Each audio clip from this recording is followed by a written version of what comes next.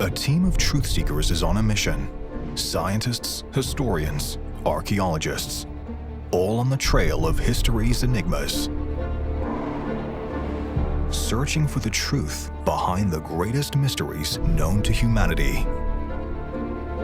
For centuries, kings, sultans, scholars, and treasure hunters have been searching for the Holy Grail, the cup used by Christ at the Last Supper. But does it still exist? Could it have survived intact for over 2,000 years? And if it has, where is it now? In London, our team assemble. Our 4 truth seekers combine decades of experience in different fields, but they all have one goal: to apply their knowledge, uncover the sources, and reveal the truth. There are mysteries, and then there are mysteries. I have always loved uncovering the secrets of the past. We need to go back and unpick the untruths from the truths. Age-old problems that we've been asking ourselves over 100 years, really, can now be solved. They'll follow the clues left behind, unravel the secrets of the past, separate fact from fiction, and together, they'll uncover the truth behind the greatest mysteries ever.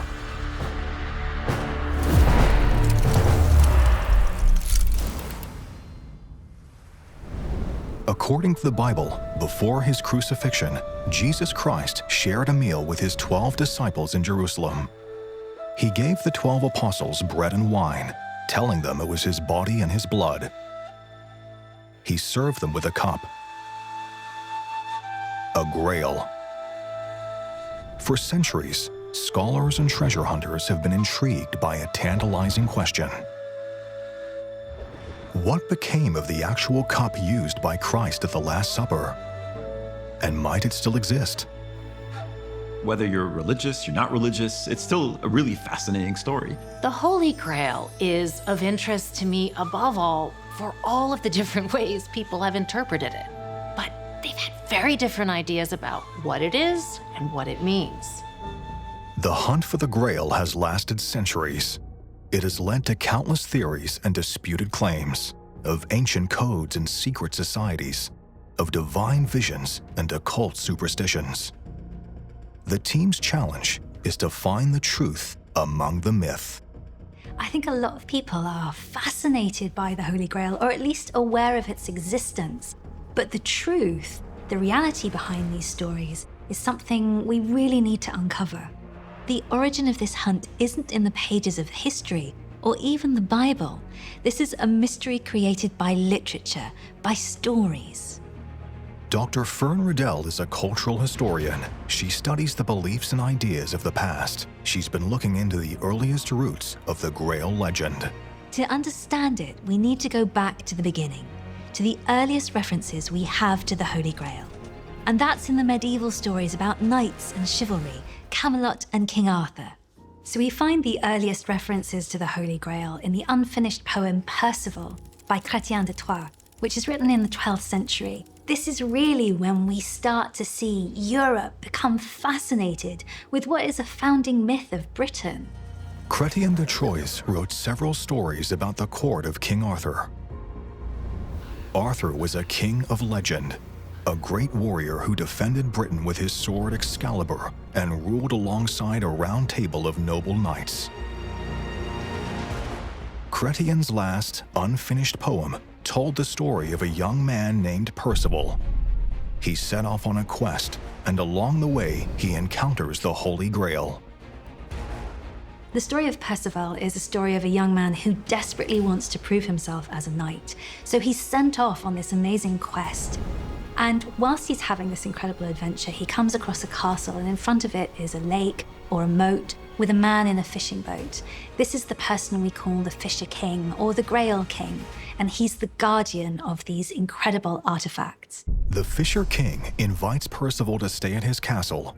While Percival is a guest there, he is witness to a very strange procession. Young men and women parade through the chambers of the castle. Each bears magnificent and magical objects.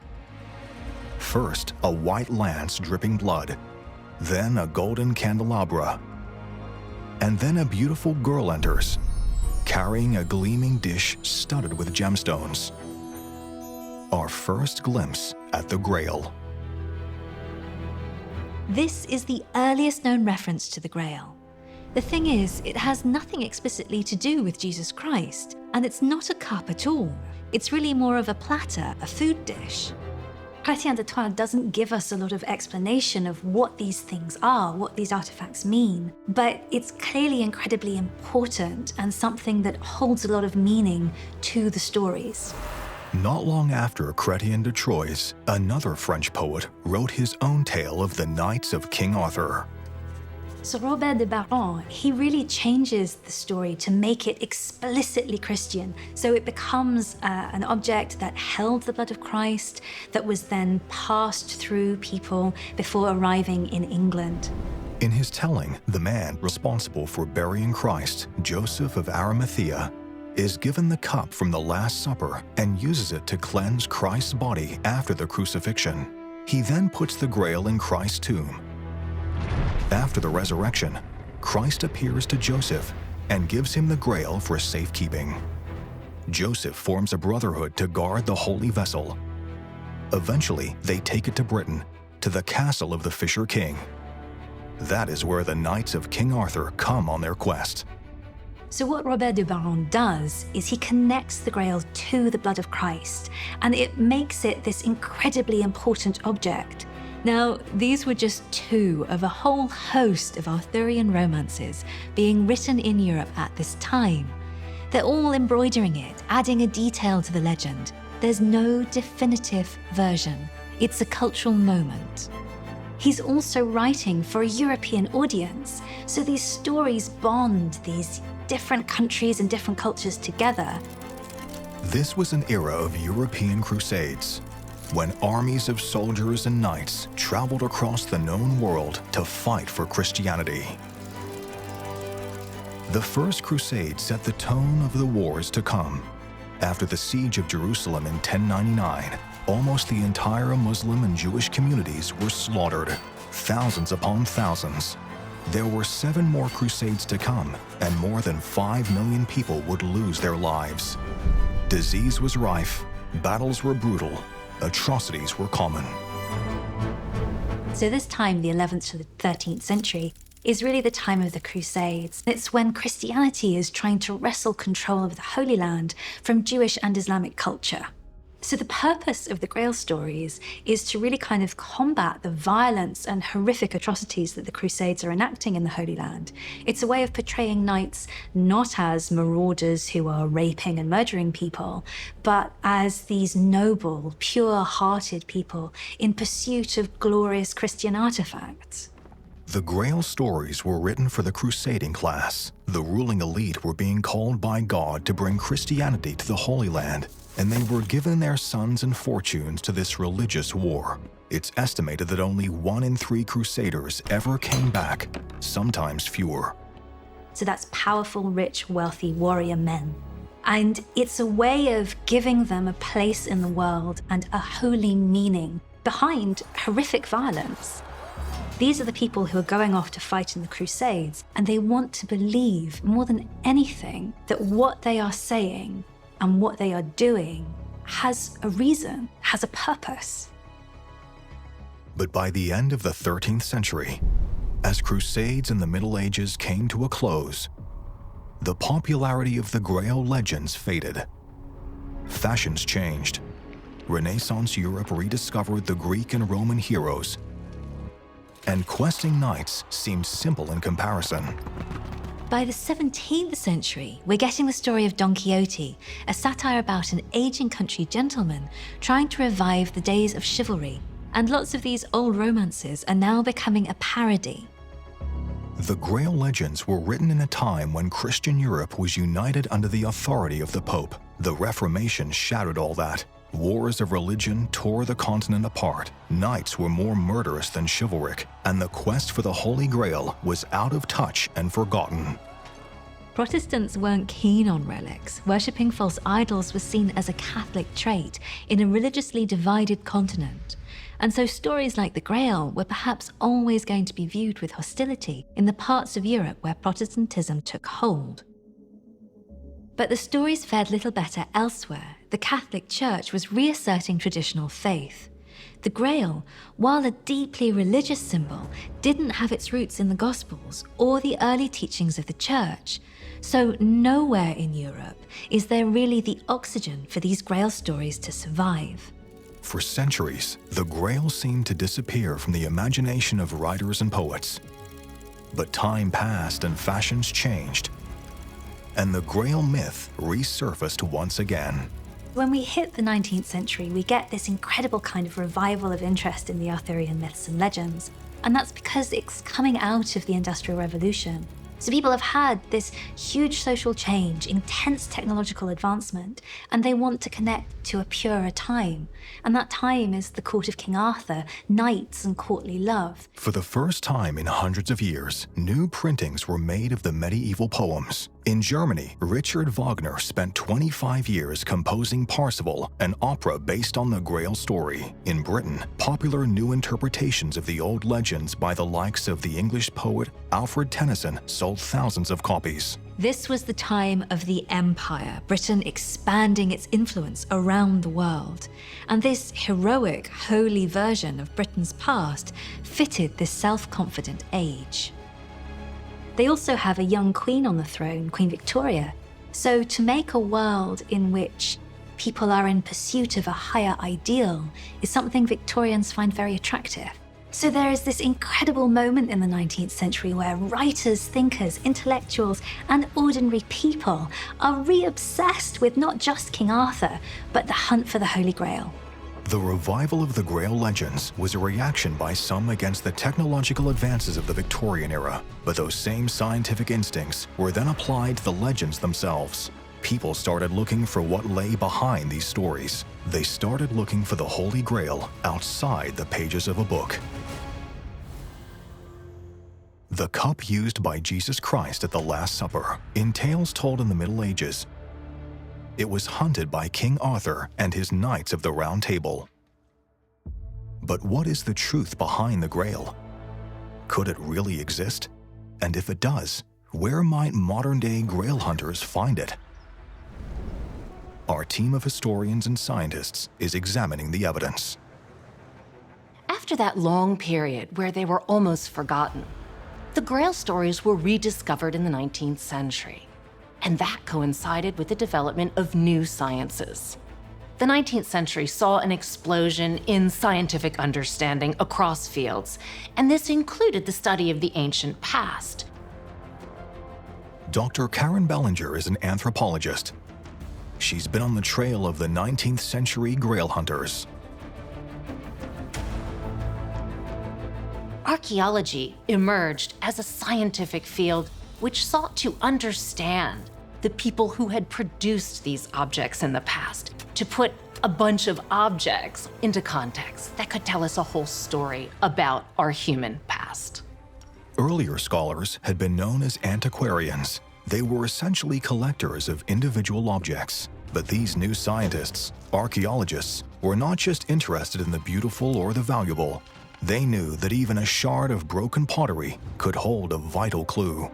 In a nutshell, the difference between antiquarianism and archaeology is that antiquarians are concerned with individual objects, whereas archaeologists want to know how all the objects in a site connect. The new science of archaeology was developing fast and making some extraordinary discoveries. What it revealed were not only the physical remains of the ancient past, but the hidden truth behind some of the greatest stories in history. In the middle of the 19th century, a British archaeologist named Frank Calvert believed he had identified the site of the ancient city of Troy in western Turkey. Famous from the legendary poems of Homer, Troy had long been thought a place that existed only in myth. But Calvert was certain that it was real, and that he knew where it was. He shared his discovery with a wealthy German named Heinrich Schliemann. Schliemann, an entrepreneur and committed amateur archaeologist, financed vast excavations at the site. What he found stunned the world. Heinrich Schliemann made a spectacular discovery at the site of Troy. And that was a huge cache of silver and gold vessels and jewels that he termed Priam's treasure. This was, people thought, tangible proof of myth as reality here in the ground, evidence for what had only been known from Homer's epic poem, the Iliad. As the world marveled at Schliemann's discoveries at Troy, there were those who thought that if a story from the 8th century BC could be true, then why not others? What about the cup used by Christ at the Last Supper? Why not look for the Holy Grail? In 1906, a young Englishman named Wellesley Tudor Pole had a vision. He dreamt he was a monk at the ancient abbey at Glastonbury. It was the beginning of a lifelong obsession with the Holy Grail. Glastonbury is located in the southwest of England, and it's got a deep association with Arthurian legend. A group of monks claimed in the 12th century that they had suddenly found the graves of King Arthur and Queen Guinevere in their cemetery of an abbey which had just recently burned down. The medieval legends told that Joseph of Arimathea brought the Grail to England from the Holy Land. Coming to Glastonbury, Joseph buried the sacred cup beneath a large hill there and went on to found the monastery. In the early 1900s, Wellesley Tudor Pole went looking for that cup. Wellesley Tudor Pole is an interesting character for sure. He was a grain trader, but he was always very interested in spiritualism and the supernatural. When Pole was about 18 years old, he fell ill and he experienced visions of Glastonbury and of the Holy Grail. Pole's sister and some friends went to Glastonbury to investigate, and what they found there was astonishing. In a spring that ran red at the surface, they found a glass bowl. It was made of blue glass, trimmed in green and covered in tiny crosses. To Pole, it looked ancient. It looked like the Holy Grail. On July 20th, 1907, Pole presented it to the press. This discovery was sensational news, and even the likes of Mark Twain went to look at this bowl and declared it one of the most singular experiences of his life. But the Glastonbury Grail was soon discovered to be a flight of fancy, a story that Mark Twain would have been proud to have authored himself. It turns out Pole wasn't the only one having visions of the Grail at Glastonbury. As it happens, just a few years previously, a Welsh doctor had visited Italy and purchased a beautiful glass bowl there, which he decided had to have been something with ancient and mysterious powers. In around 1898, this doctor had a vision telling him to take his Grail to Glastonbury. He hid it in the spring until it was found by Wellesley Tudor Pole just a few years later. The glass bowl was old, but nowhere near old enough. And there was no proof outside of a vision to link it to Jesus Christ. The excitement of the press soon ebbed away, but interest in the Grail did not, for the great myths, false alarms, were all fuel to the fire. There were others now searching for the truth, and they were looking not in visions, but in even earlier myth and folklore.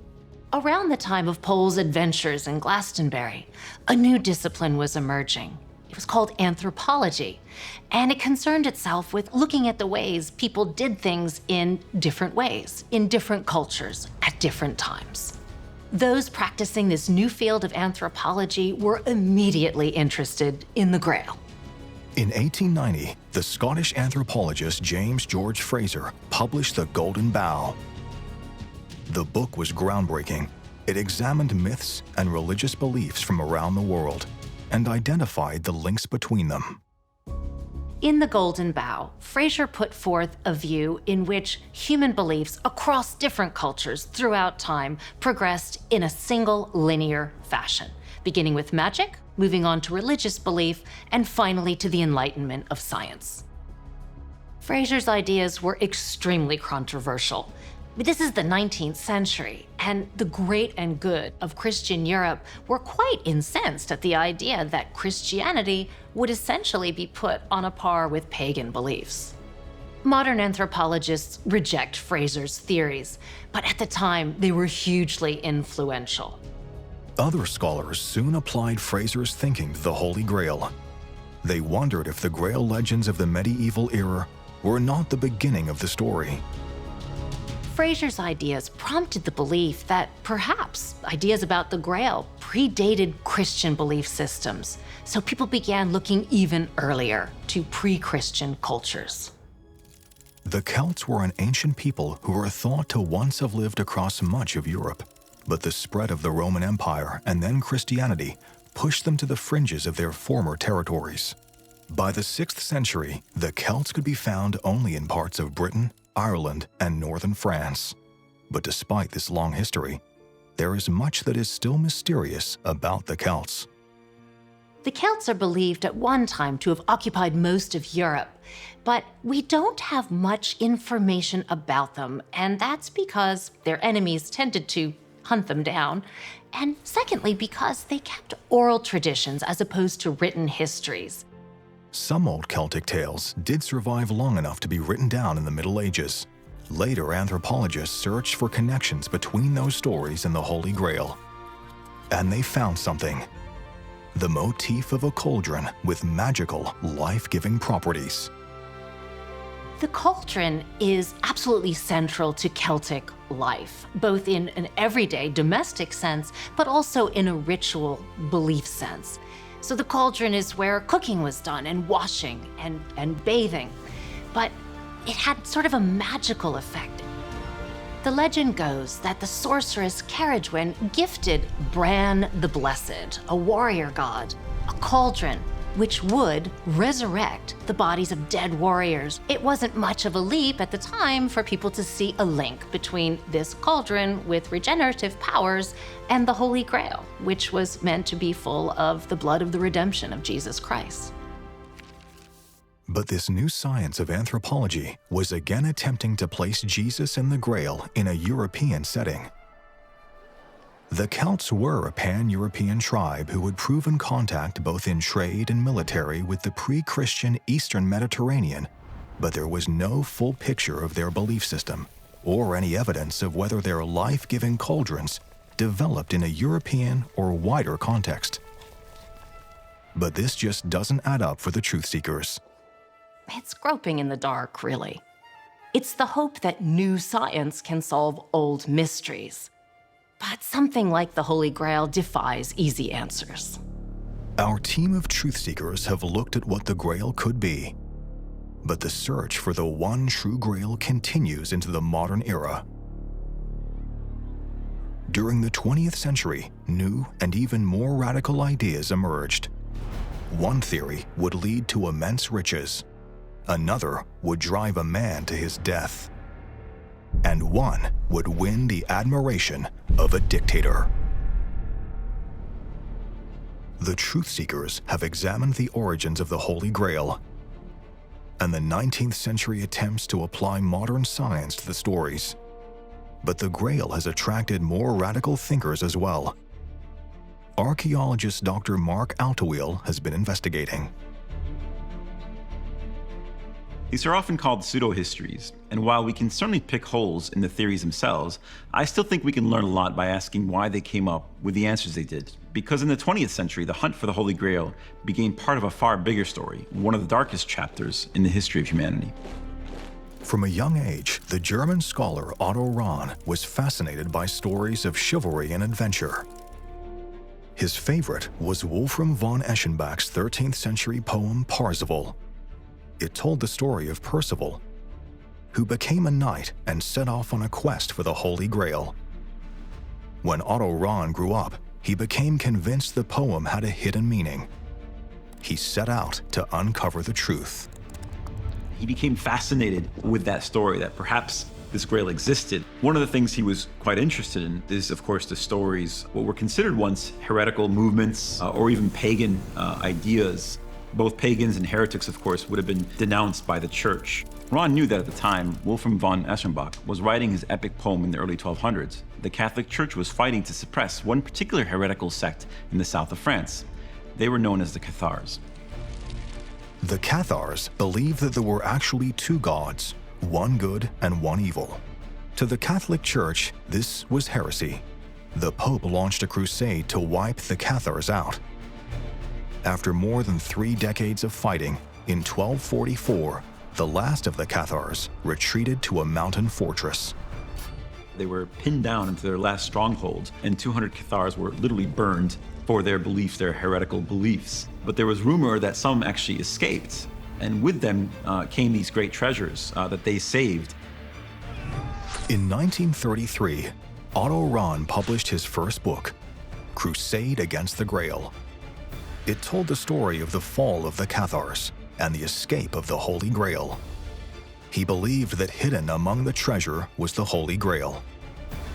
He matched places described in the epic medieval poems with actual locations in the Cathar heartlands of southern France. He wrote a book called Crusade Against the Grail, which in all honesty was a flop in terms of sales at least. But the power of books sometimes is not so much in the numbers of readers, but who reads it. In the same year Rahn published his book, Adolf Hitler and the Nazis seized power in Germany. One man in the new regime shared Rahn's fascination with the Holy Grail. The head of the SS and one of the most powerful men in Nazi Germany, Heinrich Himmler. So Himmler found a lot of interest in this book, mostly because it fit quite closely with what his ideology and his beliefs, which is this kind of pre-Christian world of heroes. Himmler was obsessed with myth and the occult. Otto Rahn's book was perfect for him. It detached the story of the Holy Grail from the Christian world and tied it into an older German tradition. And Himmler, of course, had the power to make Rahn not only a well-known figure, but also effectively shape his research. Himmler summoned Rahn to a meeting. He offered to bankroll the young man's research. Rahn's end of this bargain with the devil was to find the Holy Grail, a seemingly impossible task. So really, it's a match made in Nazi heaven, which is basically Rahn being brought into the world of the SS. So Rahn, being someone who was effectively an obscure scholar prior to Himmler meeting him, happily says yes and embraces the Nazi world and goes on his quest to find the Grail. Rahn joined the SS and got to work. With Himmler's backing, he scoured Europe for proof of his theory. In 1937, he published the results. His second book, Lucifer's Court. He basically flips the narrative. He takes what was once a religious story that supported Christianity, this quest for the Grail, and now makes it actually an anti-Christian kind of quest. The book claims that the Cathars were in fact Aryans, the superior race of the Nazis' twisted ideology. These Cathars worshipped the morning star, the light bringer Lucifer, and their treasure was the Grail. It goes on to claim that Christianity was then invented by Jews to force people to worship a Jewish Jesus Christ. The church then stole the symbol of the Grail for themselves, hunted down the pre-Christian Aryans, and vilified Lucifer as the devil. Lucifer now becomes the hero, so the devil becomes the hero. These sort of pre-Christian gods and heroes are the real heroes. They're the ones who established the great European civilization. So they really twisted the sort of ideas of the Grail and tried to make it one of their own, Nazi myth, if you will, in the making. What Rahn didn't find, of course, was the Grail. Despite that failure, Himmler was pleased with Rahn's second book. He even gave a copy to Adolf Hitler as a gift. But as Otto Rahn climbed higher in the Nazi ranks, he was increasingly troubled. He's not really your typical Nazi. He's gay, for one, and he has his own internal struggles, perhaps with the ideology of the Nazis, and also what he's seeing around him. So he's having second thoughts. He knew he made that deal with the devil, effectively. The contradictions in Rahn's life were tearing him apart. Disillusioned and depressed, in March 1939, Rahn resigned from the SS. And Himmler basically says, sure, go ahead and resign.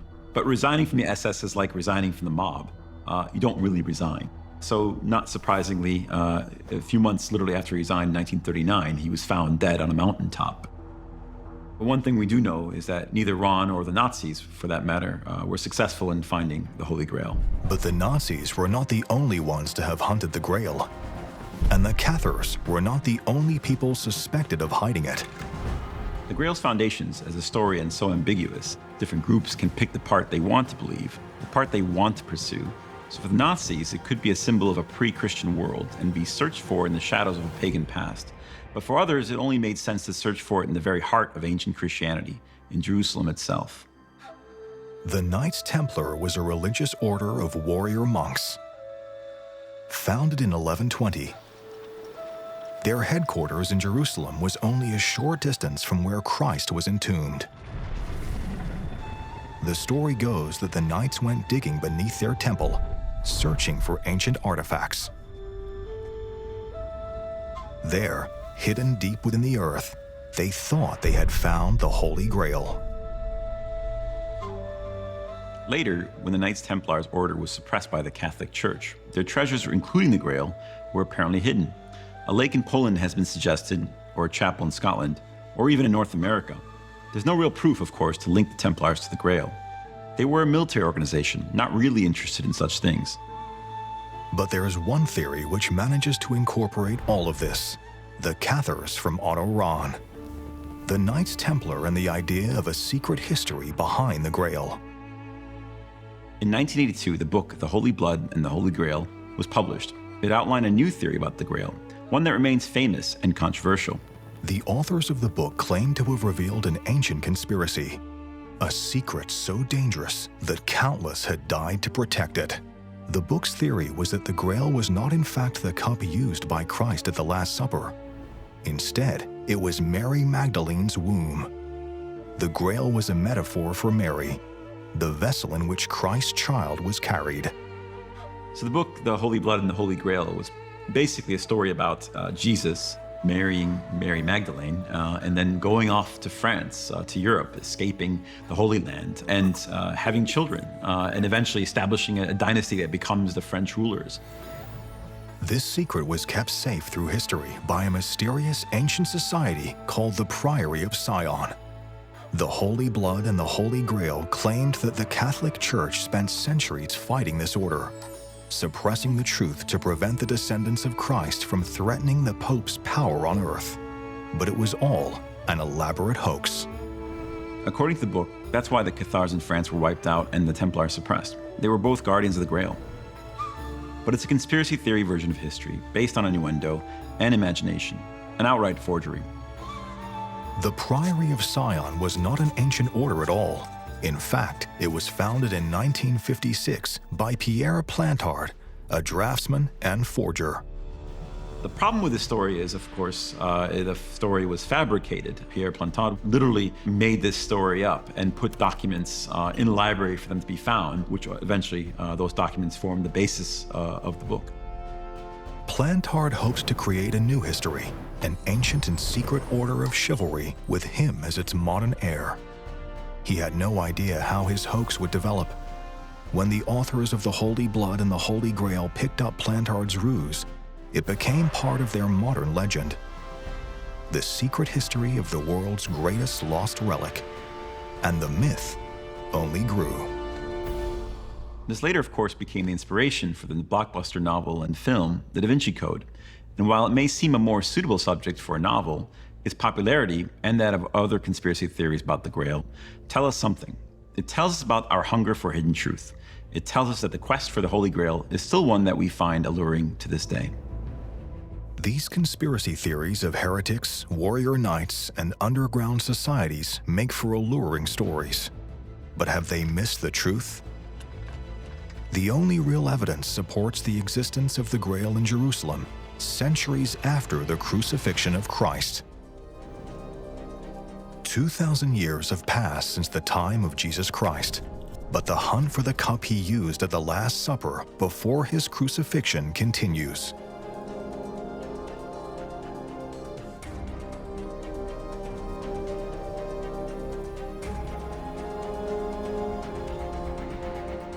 Tony McMahon is a historian. He's been taking a closer look at the cups identified as the Grail today. The Holy Grail has been construed as many things over the centuries. So the most famous is a cup in which the blood of Christ was held. Or was it a plate, as it seems to be described in one of the Arthurian romances? Or a stone from the devil's crown that popped out when he was thrown out of heaven? There have been hundreds of cups identified as the Holy Grail. In the early 20th century especially, a whole host of claims emerged. There was the Nantios Cup of Wales that found fame in 1905. During the dissolution of the monasteries by Henry VIII, a group of monks are thrown out of Glastonbury Abbey, and they end up on an estate called Nantios House. Now, over time, they begin to confide to their royal patron about a cup in their possession, made out of the true cross of Jesus. And this cup, they argue, is the Holy Grail. Problem with the Nantios cup is that when the wood was dated, it was found to be medieval. The monks at Glastonbury have been up to no good faking relics. And then there's the Cup of Antioch, which traveled the world in the 1930s as another possible candidate for the Holy Grail. Well, it turned out to be a Roman oil lamp. Most of these claims fall apart like that, but there are contenders which I think are worth looking into a little more deeply. On the east coast of Spain, in the city of Valencia's great cathedral, there is a small chapel with something very special inside. The Holy Grail in Valencia is a red agate cup, relatively simple, held in an ornate stem with two ornate handles. It's that core agate cup that is of greatest interest. We now know that it was made between the 2nd century BC, the 1st century AD, most likely in the Holy Land or Egypt. So in terms of geographical location and age, it really fits the bill. That could indeed have been at the Last Supper. If this is the Holy Grail, it has indeed been on something of a journey over the last 2,000 years. It began most likely in Jerusalem, where it was taken, according to church sources, to Rome. But the cup was not safe there either. In the 3rd century, the Roman Empire was persecuting Christians. In August 258, the Emperor Valerian ordered the execution of all bishops, priests, and deacons in Rome.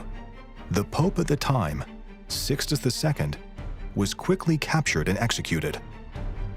But before he died, he entrusted a young deacon named Lawrence with the treasures of the church.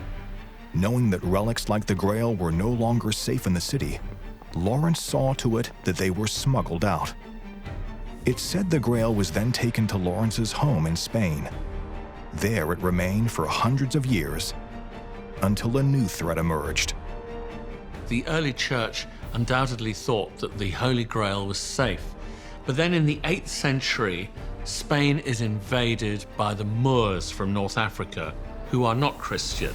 And believing that the Holy Grail is once more in peril, it's hidden away. This sacred vessel was then taken to a small hillside monastery, San Juan de la Peña, where it stayed for something like 400 years until it pops up in the year 1134 in an inventory of the monastery's goods. And it's described as a vessel which contained the blood of our Lord Jesus Christ. The chalice remained at the monastery in the mountains until 1399. Then, Martin of Aragon ordered the holy chalice moved to a private chapel in his palace at Zaragoza. From Zaragoza, the chalice was later taken to Barcelona, and then in 1416 to Valencia. Having found its long-term home in the cathedral in Valencia, the Catholic Church seems to have more or less accepted that this could be the Holy Grail, and in recent times it's even been used in masses performed in the cathedral by the late Pope John Paul II and by Pope Benedict XVI. The problem we have with Valencia's Holy Grail is that it just disappears for centuries, and the view that that is the Holy Grail is challenged by an alternative account from a man called Argulf. Arculf was a bishop from Germany. In the late 7th century, he went on a pilgrimage. Over a period of 3 years, he traveled to Rome, Constantinople, Jerusalem, and Alexandria. But on his voyage home by sea, his ship was struck by a storm that forced him onto the rocky shores of Britain. The shipwrecked bishop found his way to Iona, a small island off the coast of Scotland, where he was given shelter at a monastery. Arculf told his story to the monks, and the abbot wrote it down. The chalice is silver and has 2 handles on its sides. The holy Arculf saw it and touched it with his own hand. All the people of the city flocked to it in veneration. And the abbot, who's writing a book about sacred things and sacred places, notes down all the details. The book that the abbot's writing is called De Locus Sanctis, in other words, of holy places. Now, he writes this account faithfully of what his visitor has told him, but we have to be very careful because this is a second-hand account. We don't know as well if Arculf is totally reliable, let alone the abbot's transcript of what he says. But if we believe this account, that creates a problem for the chalice in the cathedral in Valencia. If the cup Arculf described was the Grail, and it was in Jerusalem in the 7th century, then the whole story about Pope Sixtus sending the Grail away from Rome in the 3rd century can't be true. The whole story behind the Valencia chalice falls apart. Bishop Arculf was not the only witness to the Grail at Jerusalem. It was reported there by a pilgrim in the 6th century, and as late as the 9th century, there were records of 2 priests in the city tasked with its care. But how much we can trust these accounts, and what happened to the Grail beyond that, has long been a mystery. This is the problem that we have over and over again with the Holy Grail, that one story, one claimant to be the Holy Grail, contradicts another. They don't support each other's stories. Either one is true or none is true. And that's the mystery we're still trying to solve. During the First Crusade in 1099, Jerusalem was captured by the Europeans. 450 years of Muslim rule came to an end. But if the Crusaders found the Grail in the city, there is no record of it. The trail goes cold. The anticipation of finding the holiest relics in Jerusalem and being able to take them back to the West was a huge, huge attraction for the Crusaders. Now, if they had found the Holy Grail, I can't help believing that that would have been celebrated in every church from Constantinople to Rome to Glastonbury and down into Spain, you name it. It's not something that they would have kept quiet. The cup seen by Arculf and the other pilgrims in Jerusalem seemed to have vanished. For centuries, its fate was a mystery. Then, in 2014, 2 Spanish investigators claimed to have tracked down the Holy Grail. In their book, Kings of the Grail, Margarita Torres Sevilla and Jose Miguel Ortega del Rio argued that the Holy Cup was in Spain, but not in Valencia. So this new candidate for the Holy Grail is the chalice of Doña Urraca, who was the daughter of King Fernando I of Leon.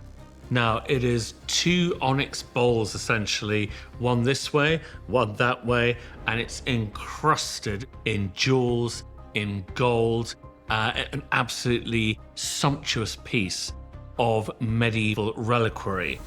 Although the cup of Doña Urraca has age, provenance, and a backstory, there are still doubts. Although this is an outstanding example of medieval craftsmanship, the claim that it's the Holy Grail had never been made for 1,000 years, that the cup had been sitting in the Cathedral of Leon. It's only been made recently. The 2 Spanish researchers examined medieval documents in Egypt's National Library in Cairo. The documents told a remarkable story. To their astonishment, they came across documents that showed that a sultan in Moorish-controlled Spain, an area called Denia, had sent grain to Fatimid-controlled Egypt during a famine in Egypt. And the gratitude of the sultan in Egypt was such that he sent back a whole load of treasure to this sultan in Spain, pointing out that amidst this treasure was the Holy Grail. Now, the instruction from the Sultan in Egypt to his counterpart in Denia in Spain was to send the Holy Grail on to King Fernando I of Leon as a kind of diplomatic gift. with the message, lay off trying to invade us, we've just given you the Holy Grail.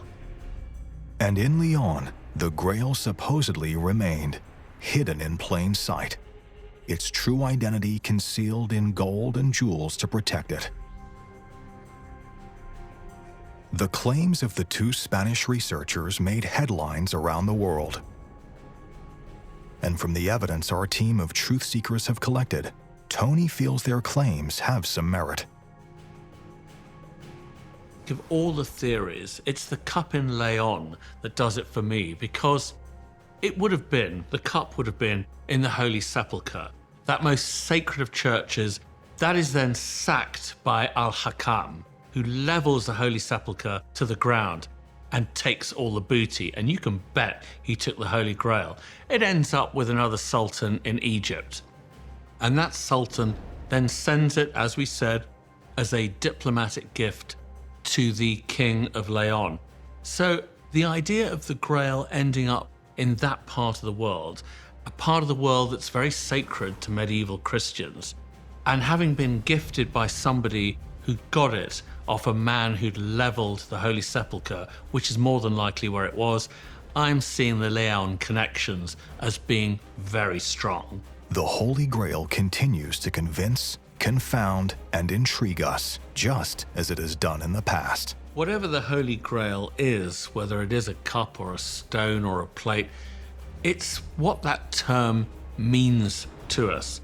It touches us emotionally. It takes us back centuries to the time of Jesus Christ, right to the crucifixion. The Grail is perhaps unique in being one of those iconic artifacts which many people have sought to find, but for just vastly different reasons. For a lot of people, the Grail is a very tangible, very real element that connects them to Jesus. So it's really a visceral element that connects us to a material object of religious value.